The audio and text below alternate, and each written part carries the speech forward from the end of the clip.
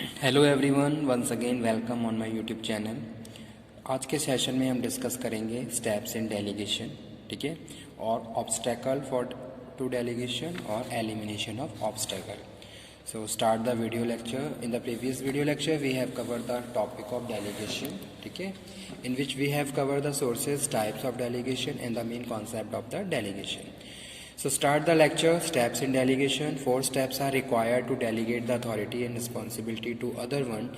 First one is determination of result expected.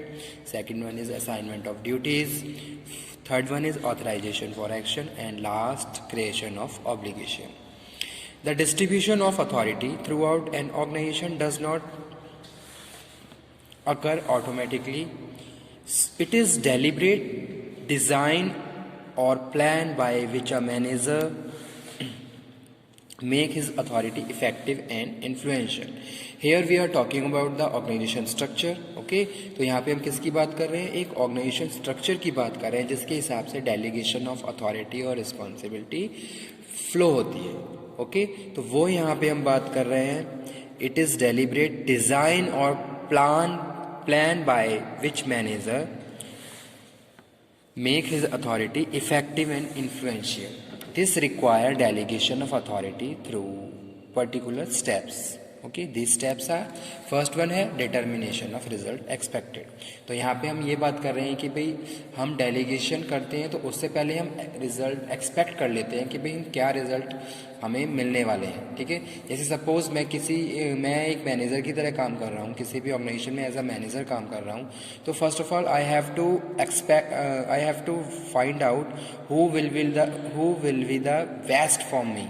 ठीक है, कौन मेरे लिए ये काम बहुत अच्छे से कर सकता है, तो वो चीज़ मैं क्या करूँगा, फाइंड आउट करूँगा. तो वो यहाँ पे हम बात कर रहे हैं determination of result expected. First of all you have to determine the expected result. ठीक है, and who will complete that, ये भी आपको डिटरमाइन करना है. तो वही चीज़ यहाँ पे मेंशन की गई है फर्स्ट स्टेप में. Authority should be delegated to a position according to the result expected from that position. यानी कि उस पोजीशन से जो भी रिजल्ट एक्सपेक्टेड होते हैं उसी हिसाब से हम डेलीगेशन करते हैं. Okay, since authority is intended to furnish manager with a tool for managing as to gain contribution to the organizational objective, it is essential that authority delegated to a manager result expected. अगर हम किसी भी manager को कोई authority delegate कर रहे हैं तो कहीं ना कहीं उससे रिजल्ट भी एक्सपेक्टेड है. जैसे कि ऑर्गेनाइजेशन में क्या है, जीएम है, तो जीएम क्या है, हर डिपार्टमेंट के मैनेजर को क्या है, डेलीगेशन कर रहा है और वो उसको एक्सपेक्टेशन है कि भाई ये पोजीशन होल्डर इस काम को बहुत अच्छे से कंप्लीट कर सकते हैं. तो वही हमारा पहला स्टेप है, determination of result expected. Okay, second one है assignment of duties. The second step is assignment of duties to the subordinate. Duties can be described in two ways. First one क्या है, this can be described in terms of activity और set of activity. ठीक है, यानी कि हमने क्या किया, ड्यूटीज असाइन की जिनको हमने एक्टिविटी में डिवाइड किया और उसके हिसाब से यहाँ पे हम डिस्कस कर रहे हैं. जैसे कि एग्जाम्पल कोड है यहाँ पे, selling activity to sales person. ठीक है, सेल्स पर्सन को हमने सेलिंग एक्टिविटी दी. According to this view, delegation involve assignment of these activity to a manager to subordinate. Second, duties can be described in terms of result that are expected from the performance of activities. ठीक है, how much sales is to be achieved by the salesman. Assignment of duties in terms of result expected from better because of subordinate is likely to get psychological satisfaction from his work. Okay, तो यहाँ पे हम बात कर रहे हैं किसकी, assignment of duties की.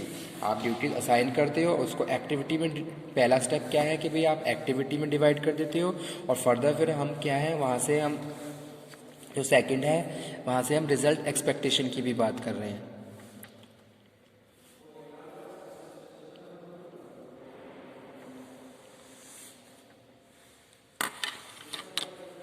ओके, तो सेकंड स्टेप यहाँ पे यही है, असाइनमेंट ऑफ ड्यूटीज. थर्ड है authorization for action. The third step involve granting of permission to take action like making commitment, use of resources, other actions necessary to get the assign work done. तो वहाँ पे हम क्या करेंगे, authorize करेंगे, authorization for action. जैसे suppose आप किसी को कोई रिस्पॉन्सिबिलिटी दे रहे हो तो आप ऑथराइज करोगे कि आप इस रिस्पॉन्सिबिलिटी में जो भी एक्शन रिक्वायर्ड एक्शंस हैं वो आप ले सकते हैं. ठीक है, तो वो है ऑथराइज ऑथराइजेशन फॉर एक्शन। यानी कि अगर मैनेजर कोई भी डेलीगेशन कर रहा है अपने सबऑर्डिनेट को, तो कहीं उसके साथ साथ वो अथॉरिटी भी क्या करेगा, डेलीगेट करेगा। जो भी एडिक्वेट अथॉरिटी रिक्वायर्ड है उन एक्शंस को परफॉर्म करने के लिए, उन रिस्पॉन्सिबिलिटीज़ को कंप्लीट करने के लिए, वो क्या है, डेलीगेट करेगा। उसके बाद जो फोर्थ स्टेप है वो है क्रिएशन ऑफ ऑब्लिगेशन, यानी कि हम क्या कर रहे हैं, अकाउंटेबल बना रहे हैं उन सबऑर्डिनेट को जो जिस टास्क को हमने डेलीगेट किया है। जैसे सपोज मैं एज अ मैनेजर की कोई डेलीगेशन कर रहा हूँ, तो मैं क्या कर रहा हूँ, अकाउंटेबिलिटी ट्रांसफ़र कर रहा हूँ अपने से अपने जो भी मेरा सबऑर्डिनेट है जिसको मैं डेलीगेशन कर रहा हूँ, ठीक है। The last aspect of delegation is to create obligation on the part of subordinate for the satisfactory performance of his assignment. A subordinate is responsible for the total activity assign to him. Okay, तो उस case में क्या है, subordinate responsible है not only for the activity actually being performed by him. Okay, the sense of obligation required arise from the maintenance of responsibility by the superior and the accompanying insistence that work performed must meet his expectation. Okay, तो ये थे steps: determination of result expected, assignment of duties, authorization for work action, और last है creation of obligation. Now we are moving on obstacles कि भी कौन कौन से obstacles होते हैं डेलीगेशन के। तो यहाँ पे लिखा हुआ है on the part of the delegator, on the part of the subordinate और on the part of the organization. तो यहाँ पे फर्स्ट वन है on the part of the delegator, यानी कि superior. The trait of superior manager play an important part in the determining the kind of functional and social equilibrium. Okay, तो यहाँ पे first है lever of authority. A manager may not delegate his authority due to the lever of authority, he is known as the autocrat. वो करना ही नहीं चाहता है अथॉरिटी ट्रांसफर या डेलीगेशन। उस केस में यहाँ पे हम बात कर रहे हैं as a obstacle, he thinks that if the delegate his authority his influence will be reduce. वो ये सोच रहा है कि अगर मैं डेलीगेशन करूँगा तो उसका जो पावर है या फिर उसका जो इन्फ्लुएंस है वो क्या हो जाएगा, कम हो जाएगा, ठीक है, ऑर्गेनाइजेशन में। He wants to make his presence felt, वो अपनी प्रेजेंस को बहुत अच्छे से बना के रखना चाहता है। He desire that subordinate should come frequently to him get his decision approved. Such desire on the part of the superior keep him way delegation of adequate authority to his subordinate irrespective of their needs. तो इस तरीके से हम क्या, पहला obstacle है lever of authority. तो यहाँ पे हम सिंपली अगर मैं बात करूँ तो भी जो मैनेजर है, जो डेलीगेटर है, वो चाहता ही नहीं है कि वो डेलीगेट करे। वो अपना इन्फ्लुएंस, अपनी पावर बना के रखना चाहता है ताकि लोग उससे हमेशा इन्फ्लुएंस रहें। तो यही है पहला, लीवर ऑफ अथॉरिटी। सेकंड हम बात करें lack of receptiveness. Manager feel that none of can do this job. उसको लग रहा है कि ये जॉब कोई कर ही नहीं सकता है, तो उस केस में भी वो डेलीगेशन नहीं करता है, जो एज अ ऑब्स्टेकल का काम करता है, लैक ऑफ रिसेप्टिवनेस, ठीक है। जैसे कि कुछ लोग ऐसे होते हैं जिनको लगता है कि ये काम मैं ही अच्छे से कर सकता हूँ, दूसरा कर ही नहीं सकता है। तो वो चीज़ यहाँ पे हम बात कर रहे हैं। थर्ड वन हम बात करें lack of trust in subordinate, या फिर मैनेजर को ट्रस्ट ही नहीं है सबऑर्डिनेट पे, इंटरपर्सनल रिलेशन हेल्दी नहीं है, जिसकी वजह से वो डेलीगेशन नहीं करते हैं। और लास्ट है, नेक्स्ट है लैक ऑफ कंट्रोल। यहाँ पे हम बात कर रहे हैं अगर मैनेजर कंट्रोल नहीं कर पा रहा है अपने सबऑर्डिनेट को, उसका कोई कंट्रोल नहीं है, तो उस केस में भी वो डेलीगेशन नहीं करता है। A manager will hesitate to delegate authority if he does not set up the adequate control or has no means of knowing the use of authority, ठीक है। तो वो चीज़ यहाँ पे हम बात कर रहे हैं। Fair of subordinate, a manager may not delegate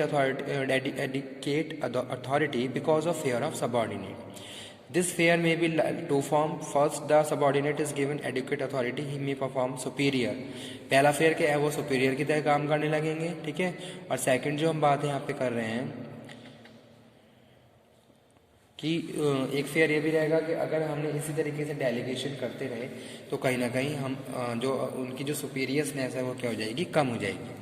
तो वो यहाँ पे हम बात कर रहे हैं फेयर ऑफ सबऑर्डिनेट। उसके बाद नेक्स्ट है लैक ऑफ एबिलिटी और fear of exposure. A superior manager if he is a weak one, अगर वो वीक है, may hesitate the delegate authority, तो वो डेलीगेशन नहीं करता है, ठीक है। यानी कि he is not able to delegate anything because he know he is weak in a particular thing, तो that's why this is lack of ability. और लास्ट है unwillingness to take calculated risk. Delegation involve certain risk. अगर हम किसी को delegate कर रहे हैं कोई भी काम तो कहीं ना कहीं रिस्क है कि भाई वो काम पूरा हो या नहीं हो। तो अगर कोई बंदा अनविलिंगनेस कोई रिस्क लेना ही नहीं चाहता है तो उस केस में वो क्या करेगा, डेलीगेशन नहीं करेगा। तो ये थे obstacles to delegation on the part of the superior. अब नेक्स्ट हम बात कर रहे हैं on the part of the subordinate. Lack of self confidence. Subordinate में क्या है, सेल्फ कॉन्फिडेंस नहीं है, कॉन्फिडेंस की कमी है। उनको ऐसा लग रहा है कि अगर बॉस ने कोई काम किया और उसको हम नहीं कर पाए तो उसके बाद क्या हो, हमें फायर ना कर दिया जाए, हमारी सैलरी डिडक्ट ना हो जाए।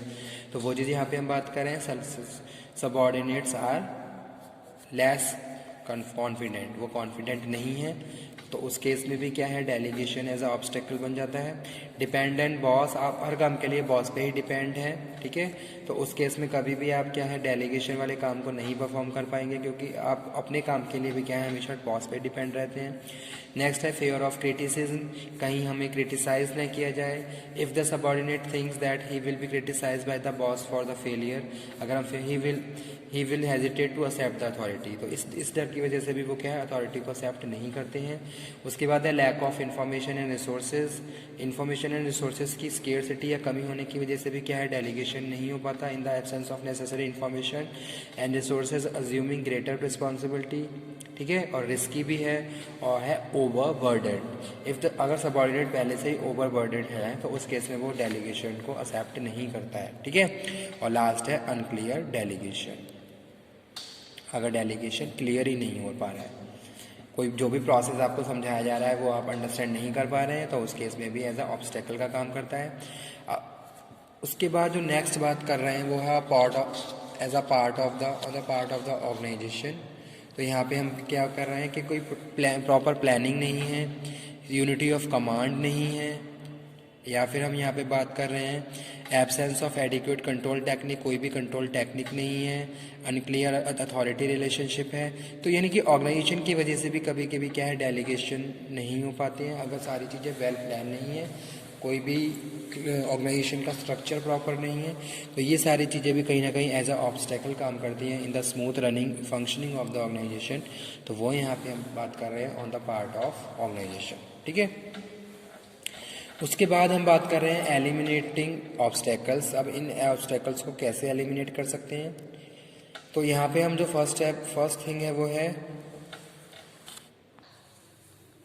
तो यहाँ पे जो नेक्स्ट इसका जो सब टॉपिक है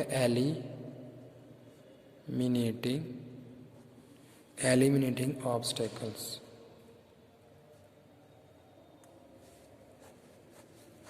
ठीक है। तो यहाँ पे हम बात कर रहे हैं delegation must be complete and clearly understood, must be completed and clearly understood, okay. तो जो भी हम डेलीगेशन की बात कर रहे हैं, the subordinate must know precisely what he has to know and do, उन्हें क्या समझना है, क्या करना है। It should be preferably in writing the specifics instruction so that subordinate does not repeatedly refer problem to the manager opinion of decisions, ठीक है। Second है proper selection and training, proper selection and training. The management must make proper assessment of subordinate in terms of their abilities and limitations before delegating the proper authority, ठीक है। तो you have to must select and you have to train you have to train. Additionally, the management must work closely with the subordinate in training them how to improve their job performance, किस तरीके से job performance को ज़्यादा improve कर सकते हैं। तो management should be train to their employees. This constant communication will build up the self confidence of subordinate also. Third यहाँ पे हम बात कर रहे हैं मोटिवेट सबऑर्डिनेट, आपको उन्हें मोटिवेट करना होगा, ठीक है। और है एस्टेब्लिश एडिक्वेट कंट्रोल, ओके। तो ये थे एलिमिनेटिंग ऑब्स्टेकल्स ऑफ डेलीगेशन। तो आज का टॉपिक यहीं पे फिनिश करते हैं। Okay, thank you very much. आज हमने अपने पूरे सेशन में डिस्कस किया स्टेप्स इन्वॉल्व इन डेलीगेशन और obstacles to delegation. Okay, thank you very much.